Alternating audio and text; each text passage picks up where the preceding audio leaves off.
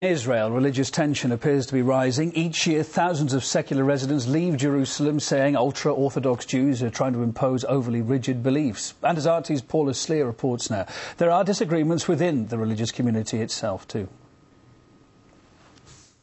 These pictures captured the evidence. A group of religious men breaking into a synagogue and pushing the rabbi to the floor. Later, they kick him down the stairs.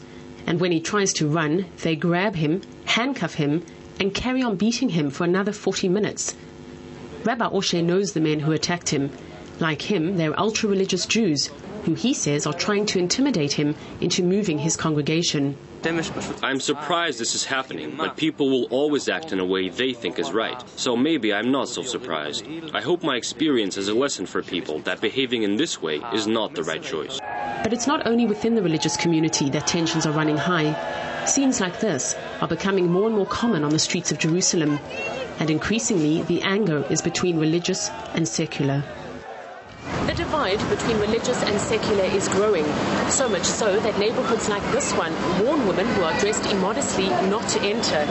If I wasn't wearing a jacket to cover my arms, or if I was wearing slacks, it's very possible someone would throw eggs or stones at me. For Eyal, it's been a personal struggle. He was born into a religious family. His father is a leading rabbi who feels betrayed his son is not following in his footsteps. They are making out rules every day, new rules, and they want you to be like everybody else there. You see, they're all dressed up the same, and they talk the same, and they sing the same. It's cult. It's horrible. I think it's horrible. But Nir Pereg is hitting back. He's part of an organization called Forum for a Free Jerusalem. Every time religious Jews take to the streets, he mobilizes the secular community, who make up the majority in the city. Now I think they are more extreme, I think because of the media. It's easier now to make a big impact. And second thing, it's because they lost the last elections. We had the ultra-Orthodox mayor until 6-7 months ago, and they lost to a non-Orthodox mayor. And they lost, and they still have to show us and entire Israeli society who's the boss here, let's say.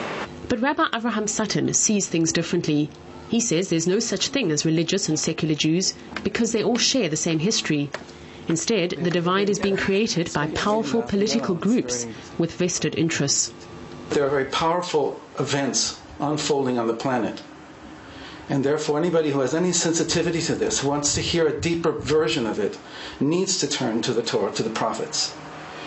Whereas in Israel, the secular, which is again an agenda directed by European and American interests, is to uproot the Jewish people from their heritage, to dissociate the Jewish youth from any historical context.